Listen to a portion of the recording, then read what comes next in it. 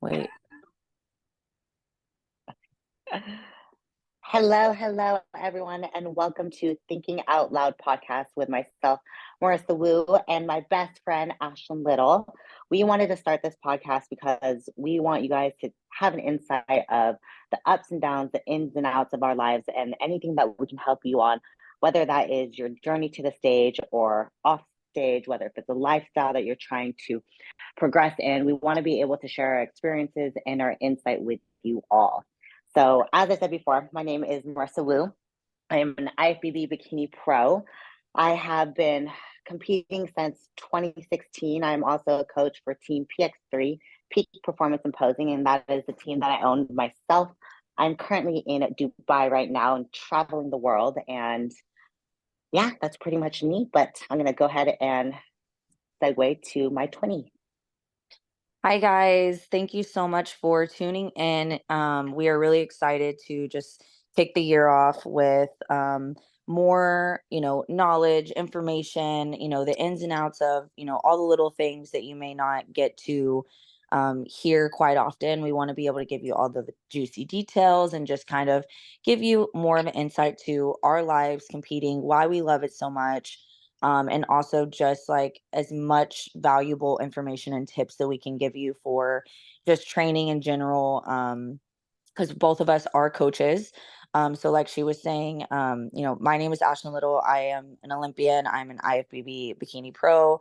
And even though we are both competitors, we both did lifestyle first. So lifestyle was something that, really geared us towards wanting to do the competitive lifestyle type of, training and all of that. So obviously we have very good insights to give you guys for anything that you guys want to hear.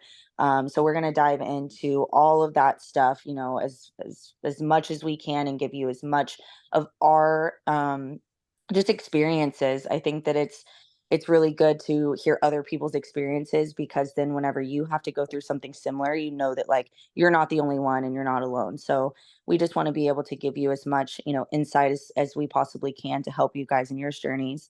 And yeah, we're really just excited to have you guys, and we're just here today to catch up, kind of give you guys some insight as to what we've been doing. We've both been in off season, so we'll definitely dig into that. But as far as myself goes, I also own my own coaching business, Team Alpha Aesthetics. I recently just changed the name and did hire two coaches underneath me. So it is expanding, which I'm so excited about because this is what I've always, it's my dream. It's what I've Woot always wanted woot. to do. Do So excited what? for you. I'm so excited for you. Thank you. I know. And you are freaking crushing it too. So it's just exciting to see, like, both of us are just, getting more and more elevated in our businesses and what we love to do, and just helping others and teaching others has definitely been always a passion of ours. So it's just exciting to see both of us like grow so much in that. But A that's pretty hundred much like percent. what consumes our life right now.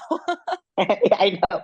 Well, I know. The one thing about that is, I think a lot of people wonder, okay, how do two best friends who do the same exact thing, compete in the same division, have the same clientele, target audience, how do they get along? How is there no competition? And honestly, I think having a best friend who's in the same industry, who does the same thing as me, helps me more. It helps me level up. It's not me versus you because at the end of the day, there's enough to go around. And I think I've learned a lot and have been able to piggyback things and ping pong ideas off of Ashlyn.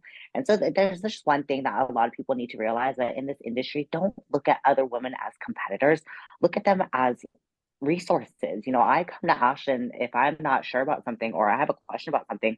I learn from Ashlyn as my best friend and a coach. I think the best dynamic is to be able to ping pong things off of one another. It's actually funny that you're even bringing this up because this is how we became best friends, literally. I know. Like just through social media, we both like really saw that we aligned with, what we did in our day-to-day lives, and we were both kind of like, hey, I saw you did this, like how did you do that and why did you do that, and like, give me some more information on this because I'm interested. And both of us just started realizing like, oh my god, like we are so similar in so many ways. And that was really how we became best friends, was just bouncing things back off of each other and just kind of like learning from each other. And the more we spoke, the more we were like, wow, like I like this chick, like she's cool. And so we ended up meeting at a show like for the first time, but we had gone back and forth through DMs, I think, which is so funny. She slid in my DMs, So guys. I slid in. I slid in first. I made the move. And here we are. So but it's cool That though. first And I show that we I met agree at, oh with you my though. God, Yeah, we were looking a little rough, but it's children. okay. It's okay. We glowed up together, okay? But it's true. It's true. I think that what you said was very, very important. You know, it's not it's like, yes, we do compete against each other, yes. But at the same time, we love seeing other people that we, look up to and we value and, we care about. We love seeing them win too. Of course it hurts when you don't, you work so hard. Of course it's going to hurt when you, are below somebody else, but it's still okay and should be able to find that in your heart to love and support them just the same as they're, hopefully doing for you. And, you guys can learn from each other and grow together. And, your loss may be your loss today, but it could be their loss and you would want them to support you just as much. So, you want that support always. This sport needs support. Like Yes. that's, I think, is like a huge, huge thing that people, I don't know if they just like are so into their own stuff that they aren't realizing like how much of a value that support means. So 100%. I think that's something that a lot of new competitors also need a reminder of. Of course, we go in and we want to win, and of course, you want to beat everyone. But at the same time, you don't need to go around hating everyone. Just because this girl's in your class or that girl's in your division doesn't mean she's someone that you need to have ill will towards. If anything, you're going to end up seeing that same person at the same national shows. If you guys go pro, you're going to see each other at the same pro shows. I think the camaraderie and the support that you get from this sport is what makes it worthwhile. It makes you happy doing it. If you go around just hating everyone, then you're not going to enjoy the sport as much. absolutely. Absolutely. I agree with that so much. And I do think there's a lot of misconceptions out there as well, as far as like how catty we are. And like, and don't get me wrong, there definitely are some, sour people in this sport just as much as there are in the world. Um, Yes. and you're going to get that everywhere, whether it's at work or, if you go to class, like school, there's always going to be, that salty person or whatever. But just always have a smile on your face. Don't worry about what other people are doing. You control what you do always, and you always want to, just give that bright light and help others whenever they need help. If you see, you know, if you're at a show and you see a girl and her suit's messed up or her tan's messed up, or there's something wrong with her hair and she's standing in front of you and you guys are about to go on stage, like it's always good to like make those friendships and like help the other person. And I think that that's going to go a long way, and it's going to come back to you in a positive way as well. So you always want to make sure you're giving, in this sport, and just like not letting the competition like eat you alive, because it's easy to do that. And Yes.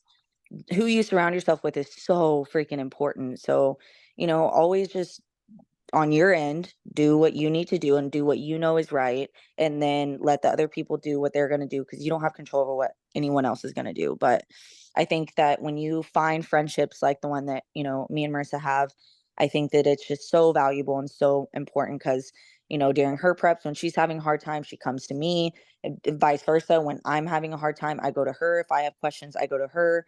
And I think that it's really important in this sport to have like that like support and that backbone, and being able to go to someone and just being like, man, I know you get this. Like, I want to be able to like Yes. come to you because I know you understand. And that's the thing. It's being able to resonate with somebody. We all have our coaches. We all have the coach that we check in with and who does our protocol. But at the same time, we get in our heads. And as athletes who are also coaches, we also don't want to nag our coach because we know how it feels on that end. So we have our friends. We have our friends who we vent to, or myself, I and Ashlyn, we will send each other check-ins just to be like, hey, how am I looking? I'm in my head today. And I'll be like, no, shut up. You're lean. You're fine. Or, hey, do I need to switch this toe for this posing? Like, I've in the past when I was younger, I had a big ego and I never wanted anyone's help. I was like, oh, I got it. I'm fine. I don't need anyone's opinion. Now I'm like a sponge. Of course, just with the people that I trust, that I know have a keen eye for bikini and my physique. But, Ashlyn has seen me through my best, through my worst, through my highs and my lows. Like, there are moments when I step off stage, she knows exactly how I'm feeling before I have to say anything. And she knows sometimes I just need a moment of her and myself in the room, just quiet. And, sometimes you just need that person, whether it's your best friend, whether it is your coach, whether it's your significant other, allow yourself to lean on that support. Yeah, absolutely. And that kind of like segues into, us and, what our plans are for this year and, what we've been up to. And honestly, we've both just been enjoying life. She's in Yes. Dubai and I'm jealous and it's fine. But Well, I've been waiting for you. I've told you hello. There's a room here for you, but she's playing hard to get. So I'm everyone playing go hard to bombard her get, and tell her to guys. come to Dubai. Tell But yeah, everyone go comment on all her photos and tell her she needs to get her butt to Dubai now. oh my guys, the freaking flight is like 15 hours. I'm like, okay, I have to It's like okay. mentally prepare for that. No, they've got amazing, amazing movies on that flight. You can binge watch like 10 movies. You'll love it. It's Yeah, fine. you'll You'll be need at fine. least 10. Just at least. If you can sleep like 2 hours, you'll be fine. I am dead. Uh, Oh my gosh. But yeah, so she's been yeah, living life and traveling and, doing that stuff. And I've been traveling too a little bit, but like yeah, you said more local locally. You were stuff, saying locally. More in the United States. No, you went more to in the Mexico. United States. Exactly. So yeah, we've been Well, tell us what you've been up to. I mean, I feel like you guys, everyone who's listening, this is also going to be our weekly catch up as well because we can't, for the life of us, coordinate a time to FaceTime. So we have locked in our podcast so us best friends can talk. That's how serious we are. oh my gosh, it's fine. I penciled you in, so we're good. Oh, thank you. I'm so special. No, but yeah, I mean, training obviously is like number one priority, especially in off season. It's definitely priority in season, but off season is like where the magic happens and it's where, Mm-hmm. you are able to elevate your physique and really just hone in on the areas that you need to work on and all the little things. And um I will go over a little bit of my feedback at the shows I did last year. So obviously I went off of a really long off season and lots and lots of rest, and it obviously did my body wonders because I didn't even ever think that my body could, look the way that it did, which is it's amazing that, even after all these years, you're still able to progress in such like, a crazy good way. So definitely something that I was shocked but very proud of. So the feedback was really just what did they say at Tampa? Tampa, they wanted my tan darker. And they said a little bit fuller in the glutes, which it was one judge that had said that, but his feedback is always very important to me. So we definitely took that into Texas, where Texas they said spot on. They did say at the night show I came in just a tad flat versus in the morning, which obviously like we waited a really long time before we got back on stage. And, by that point, sometimes your body's just going. And you got to make sure that you're keeping up with food and all that stuff. I looked at the side by side pictures of the morning and the night, and it was a very, very, very small difference. But, that's how good the judges are. The judges are so freaking Mm-hmm. good that they see those minute, small details. So, especially when you're standing up next to the best of the best. So, it's just one of those things that you have to make sure, like, okay, this is how you want to see me. I got to make sure I bring that exact thing, not even like 1% less. And that's honestly just how our sport is. So Texas, they said morning was spot on, night just a little flat. So make sure I'm keeping my fullness throughout the day. Um, but that was the look that they wanted me to bring to Olympia, which I think that we got very close. I will say I moved in between the shows. So I had 10 weeks in between. And it seems like a really long time, but when your body is like, you just prepped all the way from March till August, your body's obviously tired. So even that rest, even though it was still really good, and it was like I thought was like a really good period of time once I got to the Olympia. So I've been getting routine body work for the past like 2.5, almost 3 years. And Mhm. when I moved to Tampa, it was really hard for me to find somebody to do body work. I actually finally found somebody, but I didn't have her when I was prepping for this show. So my front pose just was not the same. I couldn't really stand up all the way, which I saw numerous photos of me kind of leaning over, and a lot of people said it had something to do with my boobs. It definitely didn't. I know my I know my boobs looked bigger just based off the top I was wearing, but my top was huge. It gave me a lot of coverage. It basically amplified the way my boobs look, because like if you look at my boobs in like a normal posing suit, just like a normal regular top without stones or anything, it looks normal. Like there's no I don't look disproportionate or anything like that. It was just the top that There's really a made them molded look. top, right? It was the molded, and it was Okay. a large, and so it was just really big, and just it basically covered my entire boob almost, and like I had to kind of force a side boob, because if I didn't force that side boob to come out, then it just looked strange. Swallowed you. It did. Yeah. It didn't look good. And I had sent it back numerous times, and they're amazing, and they're really good. Toxic Angel bikinis, we've been with them for years. And they are honest. They I would are never go the anywhere best. else. Like they Oh, really never. are very accommodating, but it was just we were very crunched for time, and a few things were kind of, misinterpreted, I think, when I told them what I needed.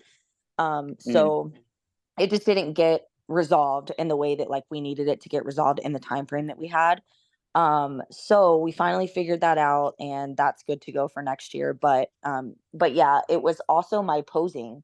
My back, I could not get my front pose to like it was like I don't know if I was just really tight.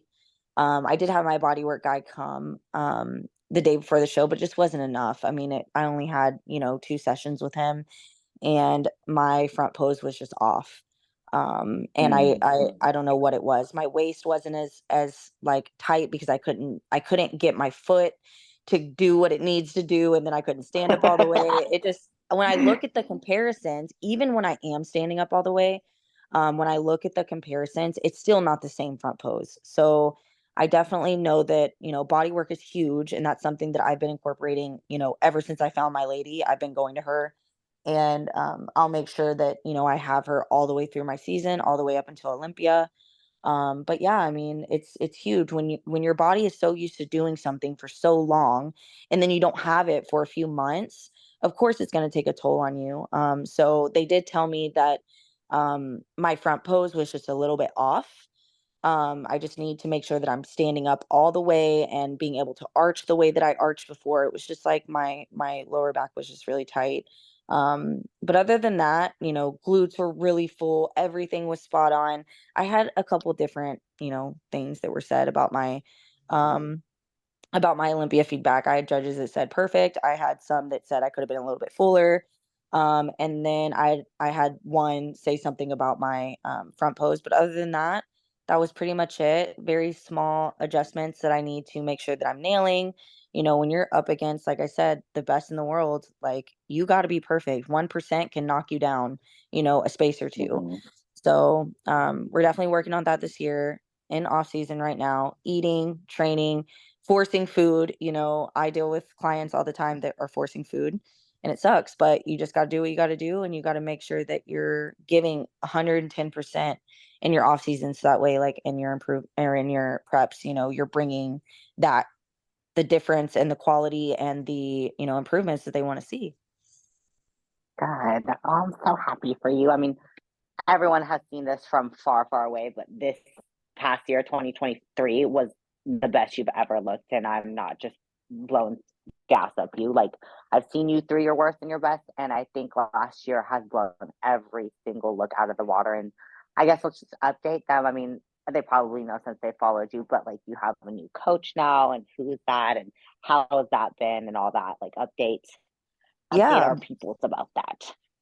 Yeah, and I appreciate you. I know you like have been so supportive in everything that I've done, and it's just been, amazing to have like such good quality like friends and support system behind. So it's something that I'm extremely grateful for, and Cash has been incredible. Cash Neil Cash, he's my new coach. I've been working with him so I hired him last the end of well, About a year. I yeah, it's been a year because I hired him in January, but we didn't get started. Like I did check-ins before my breast augmentation, which was February, was that February like 2nd or something? First week. Oh, I remember. So it was like the first week of Feb, because I remember sending Kasha a message, said, "Don't worry, I'm feeding her junk food." Oh my I'm gosh, yes. such a bad influence. Oh my gosh. Yeah, so I had my breast augmentation then, and then right after that was when I started doing like my check-ins and stuff once I was able to. But we did a few check-ins before then. So yeah, I hired him in January.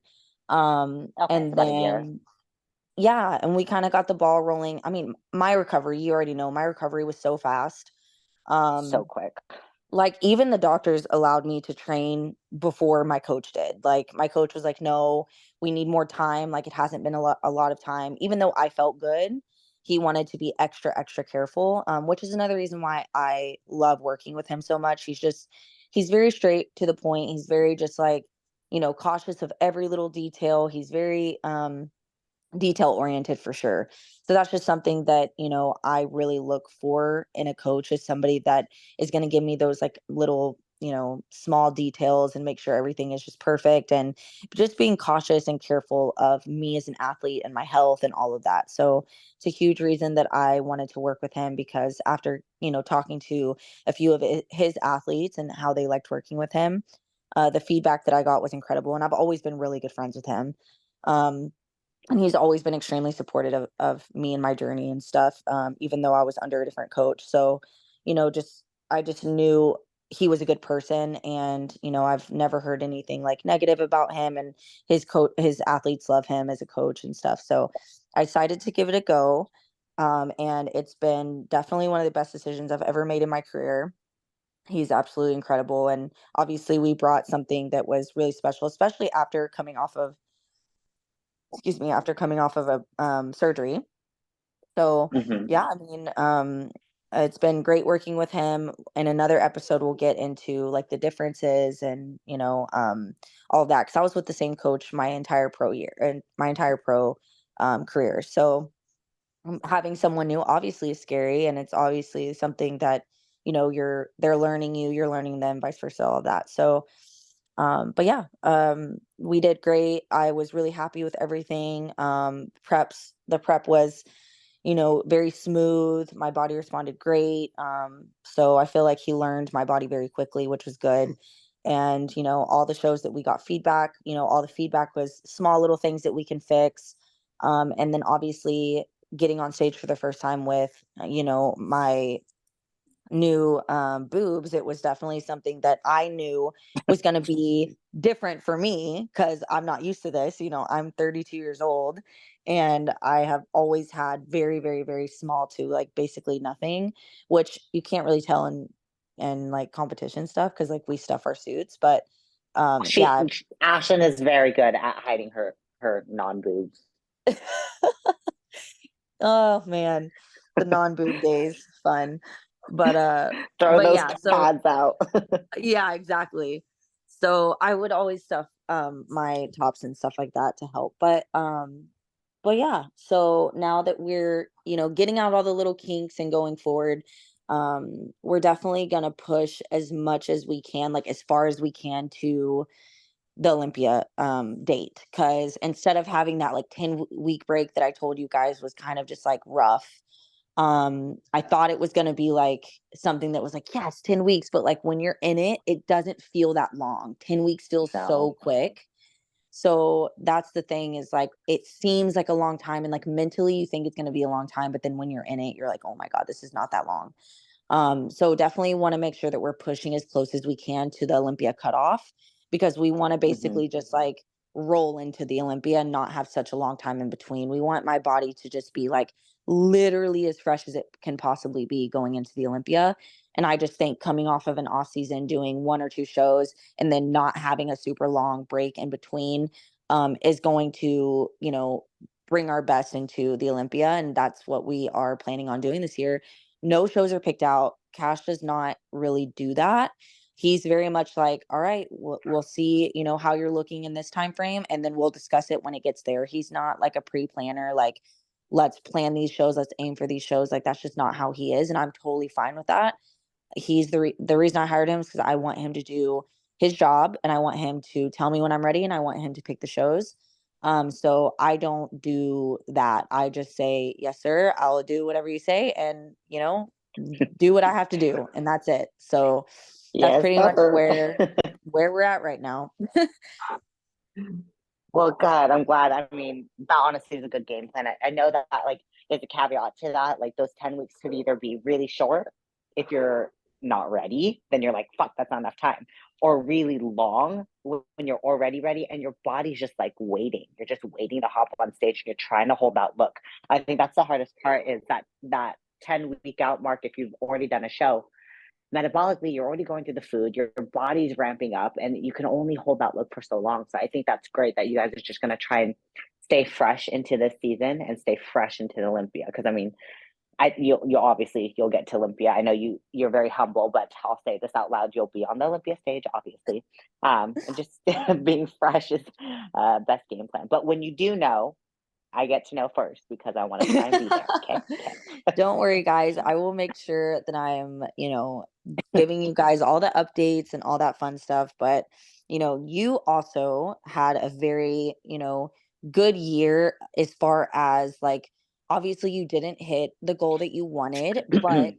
you made such huge improvements. It's insane. Like, your glutes, I was just blown away by how much you've improved. And I know that you've been working so hard because you've changed Aw. all your training. You've literally done everything with nutrition that you've needed to do. And just all the little bitty things that you really needed to like hone in on and fix. You've really focused on those things. And it shows. Like, your glute progression has been Aw. absolutely incredible, which I know is so hard for you just genetically. So it's just like, Yes. Oh when my you're God. fighting those genetics, I'm telling you, it's like, it's rough. That's something that's not easy. And so for you to be able to come out and see the difference and just the training that you've been doing and the nutrition aspect of it. So kind of give us some more insight on, your shows and how everything went and your progress, and then what you're planning on doing this year. Oh, well, thank you from the freaking glute queen herself. I know it's been, Ash knows this, and many people who've been following me know that I literally fight against my genetics and my anatomy. I have very dominant quads and hamstrings, and because of that, I need to bring up my glutes more. But it's very hard to do that, with certain exercises to just isolate glutes. It's very hard as someone who loves to train hard and heavy to just go into glute isolations. But I've changed my training a lot the past year. It's very repetitive, it's very redundant, but it works. And this past year, I had a really good run. I did one, two, three. I did 4 shows.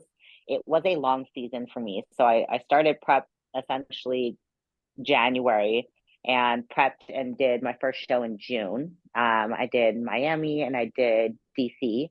And every show this past year, I had completely different packages, completely different feedback. So my first show of the year, I got fourth place, and all top four aside myself were Olympians. So for me, that was a huge accolade. I do hold myself to a high standard. I want to bring my best. I want to compete against the best because I want to know where I stand.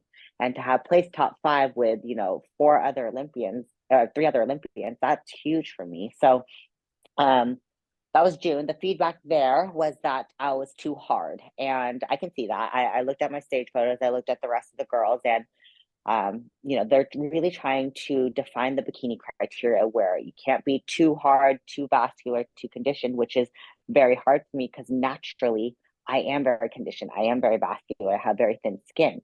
So when peaking me comes into play, it's hard as well because there's a point where my body's just going through the food. So we're trying to feed up. But I also get harder and harder when I'm eating more carbohydrates. So there's a balance game with water and sodium, carb manipulation. And, typically I like to be able to just coast into the show, but it's, when you're trying to get a pump and you're trying to show the exact definition and shape on stage, for me, the peaking game is very difficult. So I took that into account a little too hard. So the week after was my second show. So we just came in a bit softer. And from there, what was my feedback? I think my feedback was that my legs were still too overdeveloped. So Which show was this? Hey, you know what? DC Pro-Am. So that was the week that after. that was your feedback. That was okay. See, Ashlyn remembers my feedback more than I do. She's also the first person that I talked to about my feedback. We were on the phone right after prejudging. She was watching the live and she was asking me what was going on. But yeah, so my feedback was legs were still overdeveloped. I'm like, okay, well, I can't atrophy my legs in a few weeks because I was planning on doing another show, I think in I don't even remember, like Mexico or something like that. And I was like, I need to atrophy my legs. I can't do that in a snap of the finger. So I was like, okay, you know what? I'm going to reassess. I'm going to take a step back. I was still prep. So I went back home to San Diego, actually moved from a 1-bedroom to 2-bedroom. So, I mean, in the same complex. So, because my fiance and I were there and we just needed a bigger place. So while all that was happening, I was planning out my next shows, and then my fiance had this emergency surgery. So that was scary in itself. And I was just like, this takes priority, this takes precedence. So I will revisit prep. I was still in prep, I was still following my program, but I was like, I'll revisit shows, when we're all good and he's okay. So I think this went into like August. And then I decided, okay, I'm going to do an international run because I really wanted to do an international run. My fiance is very well versed with Europe and the UK. I was like, okay, I won't be like a lost little deer. So he was going to help me, sort out what gyms to go to, what hotels and all that. So fast forward into September, I did Italy and Spain. So Italy, I missed the peak, to be honest. And I looked great. I had great conditioning. The fullness was there. There was a lot of variables going into this show. I stupidly, don't ever do this, people. I traveled Wednesday from San Diego to the UK, a 26-hour travel time. So I flew from San Diego to New York. I did basically an 8-hour layover, tried to sleep in the airport, horrible idea. Then from New York to UK, by the time I got there, I was so tired. I was so beat. And then the next day I flew right to Italy. So just think about the body and how much stress that went through just a few days into my show. Then fast forward to the show was on Sunday. And the show for Bikini, we didn't go on for prejudging until about 4 p.m., maybe 4:30 p.m. because there was open, there was classic, or maybe there was just open. But it was just so pushed back that I woke up great. I had a good look, and just trying to hold it, it didn't make it till prejudging. I was flat, and that was my feedback on stage. So I believe that was Jack. Yeah, Jack Sullivan. So he told me, normally I'm really good. I can come with a good shape. He's like, but you are flat. Your glutes are flat. Your abs are flat. You didn't get a pump in your upper. And I was like, I can see that from a distance away. And Ashlyn saw it too when she was watching the live. So that was that feedback. And then the week after, I swear I do all these back-to-back shows. I went into Spain, and that was my best look ever. At that point, I did switch coaches, and the peak was good. It was another show where we didn't go on until about 3 or 4 p.m. But I think it was the best conditioning I had, the best fullness I had. And the feedback there was, and this was actually the best feedback I could have ever gotten, is that my glutes are exactly where they need to be. My legs are, the size they need to be. Now bring up my upper. And I was like, great. But I was like, you know what? I'll take it because I've been working so freaking hard the past few years to bring these glutes up that finally the judges are saying, okay, we see it. We like where your glutes are. And I got first call outs in that show. A lot of good competitors, a handful of Olympians got first call outs.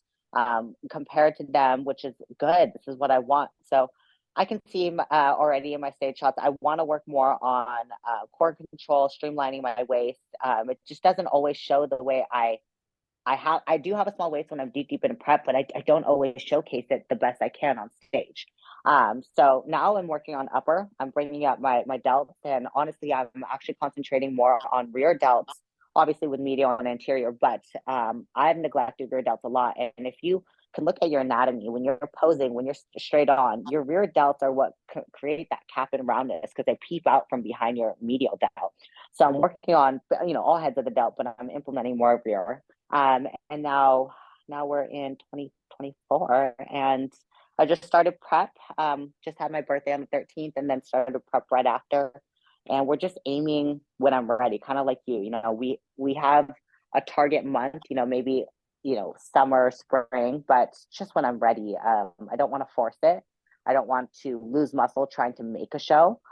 So we're gonna just see, when my body's ready to jump in, and we will. The beauty about bikini pros is we've got a show almost every weekend. So when I'm ready, I will dive in. But other than that, I'm just trying to make sure that these glutes stay where they need to and these shoulders come up, and we bring the best package again this year. Yeah, it's like, it's always so cool to watch, progression, especially when you've been following somebody for so long and you've known how someone, like, how they peak and what they look like and all different sorts of like bodies that they have brought to the stage. So it's really cool to see, all the hard work like come to life. And I will definitely say that like last year, like you blew me away with, all of this like different packages that you were bringing on stage. And even though a lot of them were like different and there were things that, you needed to fix, it was like you were taking exactly what you needed to do and bringing it to the next show and really listening to, what the judges wanted to see out of you and, what you wanted to see out of yourself as well, because that's really important. You want to make sure that you are loving the way that you feel whenever you're on stage and the look that you're bringing. And of course we definitely want to make sure that we are hitting all of the marks as far as like criteria and what they want to see. But you also want to make sure that when you step on stage, you're like, I love this physique. Like, this is the whole reason that you do this, is because you want to absolutely just love the way that you look. And you have to obviously stay within, certain ranges as far as like the criteria goes. But it's just cool to be able to see like all of the changes that you've brought. And it's hard work. It's honestly just like so much dedication and hard work. And I cannot wait to see like what you do this year, because you've been taking the time, you've been growing, you've been doing what you need to do, and it's gonna pay off. And I just can't wait to see like what you're gonna bring next and what suit color you're gonna use and all of that fun stuff. You and Brown. your It's suits. brown. It's Girl, I feel so bad I love Margaret and Mary and Toxic, but I feel so bad for them. I swear I pick like a new color or 10 new colors every year. And they're like, Marissa, choose a freaking color. Stop choosing everyone from they're the like rainbow. I'm telling like, me, they're okay, like, I'm so sorry. they're like, what shade of blue do you want to use? You're like, I want the same one, but maybe a different stone. And I'm up here like, let's try a completely different color, get a new fabric that you don't have. Like, Marissa, you're such a headache. Sorry, guys, love you. Oh my And gosh. we'll Yeah. definitely have like Margaret on or Mary on and people from Protan and the Shoe Fairy. We all know that these are all things that you guys have questions on. We want to also bring in experts where their scope of practice is, heels for the stage, suit for the stage, makeup for the stage, tam for the stage. And we know like those are also in-depth questions that you guys have. So obviously keep us in the loop of what you guys want to hear from us as well. Yeah, absolutely. You can either DM our page. We do have um a new Instagram. IG page, Thinking Out Loud Podcast. So you can look that up. And then we also tagged it on both of our pages and did a collab for it. So it's super easy to find on either one of our Instagrams. And then yeah, I mean, really we just want to close this off with a question that one of our followers had asked us, and it's really not even a question. It's really just wanting us to talk about the resilience and power of never giving up, which kind of ties into both of, our journeys and what we did last year, going into this year, and even the year prior going into this past Mm-hmm. year. There was many, many, many downs, I would say, especially for me specifically, Mm-hmm. that had happened. And, it's just one of those things where it's like, I did want to give up. Like, I was in a very deep, dark, state. And a lot of people don't know what I'm going through because I don't express those type of things and I don't talk about those type of things because it's just, it puts you in a very vulnerable spot. And it's just something that I feel like I always have to like work through on my own. Like, it's just something that I need to just like, figure out and really get to the deep like root cause of like, why did this happen? Like, something that is so unlike my character and something that I would typically never do. Like, why did this happen? And, I really had to start focusing more on myself and why I do what I do as far as competing, why I'm a coach, like, I really had to bring back like everything that really brought me to that moment and those points, those low points. And as much as like I wanted to give up, as much as I felt like, I was undeserving and, just really kind of just a dark, like sad, time that I was going through in my life, I also have to remember that there are people that look up to what we do, and there are people that have been following my journey for a long time. And that support and those fans and those people that just like, those supporters, that really, those people are the people that really dug me out, and obviously my close friends and my family and my coach, those people really dug me out of that hole and showed me like I am, deserving, and I am capable of doing what I've always set out to do. And we're always going to hit those low points in life where, we may have had somebody in our life, at that time that maybe didn't treat us the way that we deserve to be treated. And it could have just really put us in a deep slump and made us more negative than positive. And that's why it's really important. And I've said this earlier in the podcast, like, who you surround yourself by is like so important because it can kind of dictate the choices and actions that you choose. And, unfortunately that can lead you somewhere where you never intended to be. So having that support is so huge. And like, I value all the people that are by me, and like the resilience really just comes from within, and it comes from those people around you that, continue to make you feel elevated, continue to show you your why, continue to bring you back to like all the happiness and the goodness and the, positive things as to, who you are and, what you want to offer and what you want to give out into the community and to like the people that, show love to you and support to you. And I just want to say like how grateful I am to all the people that, stayed by my side and supported me and like showed me all of the love, because it really did help me bring out exactly like, what I've always intended to do and what I've always intended to be. And that's just, to give out solid information to help others achieve their goals, to, show up and be like, no matter what goes on, literally no matter what goes on in your life, you have control over your life. Like, you have control over everything. And you have to just remember that, you're always going to have people that come in and out of your lives that, are learning lessons. And you're always going to have people and things that happen to you that, put you in a slump, that put you in a depression, that put you, in a spot where you never thought that you would be. And you have a choice, like, to be able to pull yourself out of that. And you're the only person that can do that. I mean, yeah, there's going to be people that are going to, lift you up and, show you and try and lead you and guide you into the path that you once were.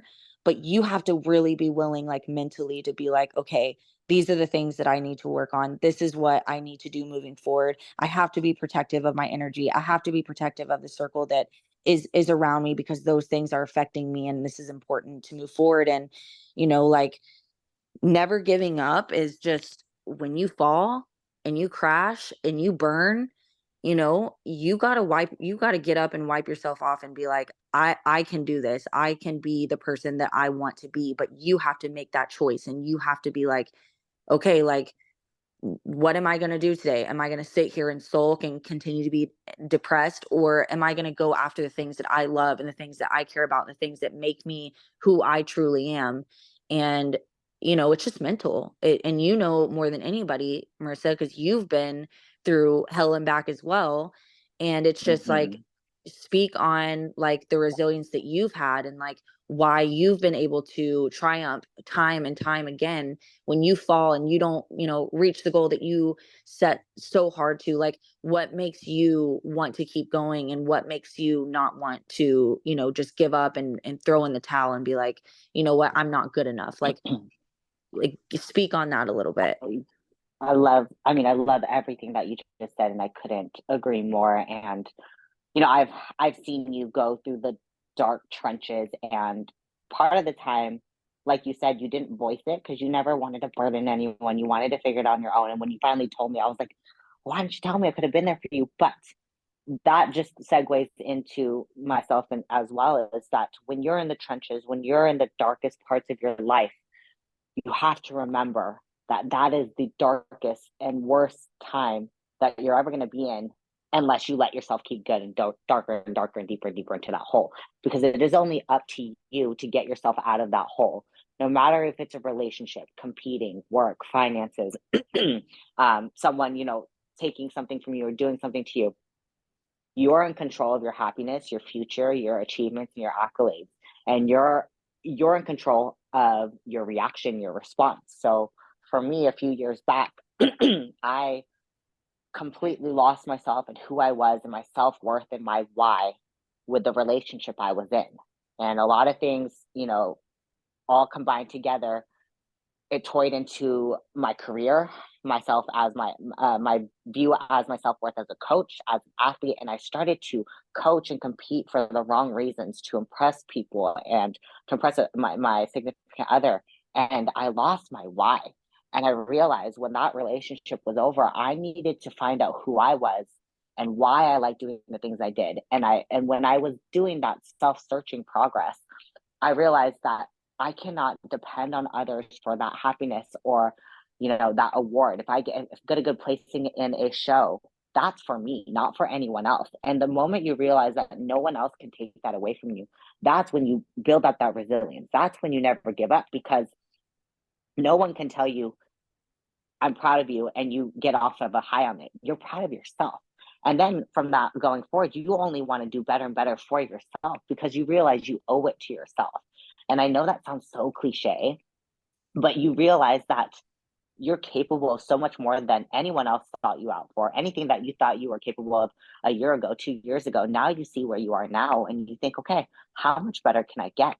And it's really about knowing your self-worth. And like I said, I know it sounds cliche, but when you see what you're capable of and what you're able to achieve, and that no one else could take that from you, no one else is in charge of that, that's when you keep pushing. And that's when you say, okay, I'm never going to let myself get down into that deep hole again. If anyone puts me there or anyone tries to push me down there again, hell no. I'm not going to let anyone control the outcome of whatever I'm doing. And I know I'm spinning in circles and kind of saying the same thing, but it's like, I've been there and you've been there too, Ash. And it's like, when you finally get out of that deep dark hole, at first you're like, how did I let myself get that deep, to the point where I was either depressed or I wanted to quit.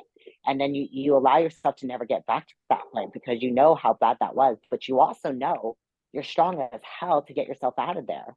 And then, like you said, surrounding yourself with the people that believe in you, that support you. You don't need to have a big parade of people. You can have a small circle of friends, small circle of family members that support you, and that's all you need. Because at the end of the day, support's going to be there, motivation's going to be there, but it's on you to always push forward and pull yourself out of any deep hole that you get in and push forward to whatever achievement that you want.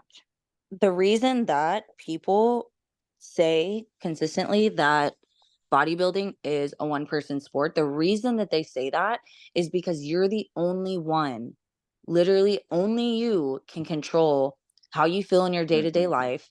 And the people that you allow in your life can dictate the way you feel from day to day to day.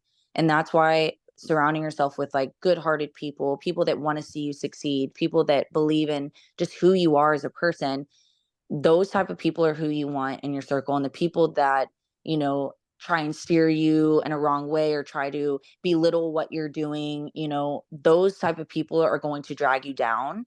And you have to start seeing who are the people in my life that, are deserving of, your good energy and your good heart. And when you start realizing, like you have control who's in your life and who isn't. And if you continuously allow people that just constantly drag you down in your life, then obviously like you're probably not going to start rising above and getting better. You're just going to either stay complacent or you're just going to start getting in your head more, and then you're just going to go downwards and downwards and downwards because you are literally allowing somebody to control your actions and your feelings and your emotions and all of that. So the more you start recognizing, okay, these people are turning me into somebody that I don't want to be. These people are making me have thoughts that I don't want to have. These, situations or, what I'm putting myself in is making me go in a direction that I don't want to go. Then you have to put a stop to that. And the only person that has control over that is you. So of course this sport is a one person sport as far as like you have to make the right decisions for yourself. Like no one can make any other decision but you. And the decisions that you allow and the people that you allow in your circle and the things that you allow to happen to you, you need to take a step back and really just be like, is this the person that I want to be? Is this the way that I want people to perceive me? Is this, how I want to feel on a day-to-day basis? And if you're realizing that there is maybe a certain someone or maybe a certain thing that you're doing, or maybe it's a coach, who knows? Like it could be anything. It could be a friend that you've had forever, but man, they just aren't aligning with where you're going. That's okay. Like it's okay to be like, hey, we're just not really aligning anymore. And, it's not really giving me the thoughts that I want to have and the positivity that I want to have and the good energy that I want to have. And you have to recognize that and you have to be able to pull back and you have to be able to protect yourself and your energy. So that way you can continue to give 100% to whatever it is that you're doing and still be the person that you want to be, because unfortunately, the more you surround yourself with people that you don't want to be like, when you surround yourself by those people, you end up becoming them at Being some like point. them. Yeah. It's And just it's it's like, just human nature. and I know I think this can be a very hard truth for people to hear, is that sometimes you need to let those people go if they're not doing you. And I'm not saying it's a you do this, I do that. It's not a favor for a favor thing, but if they're not doing you any good and they're causing you more negative harm than good, then I think certain people serve a certain purpose in a chapter in your life. And not every person is in your book forever. Sometimes you got to flip the page, and that person serves a specific person, a purpose, whether it's a significant other, a friend, even a family member, a coach. They served a purpose. You either learned something from them or took something away from the encounter, the relationship, and then you grow from that. But your mental peace and sanity are more important. And if that person is going to support you and say for a moment you need to take a break from them, and then they come back around and say, hey, I understand what you're doing now, I understand your lifestyle, I understand your goals, let me support you. Maybe they come back into your life, but they'll come back when they're ready and when they understand. And for you can't hold yourself back to make everyone around you happy. Those who support you and that you put out the energy that attracts that energy, they'll come to you. And just like Ashlyn and I, like, we don't have a big group of friends, but the small group that we have, it's all about support, love, and genuine community for each other. Yeah, yeah.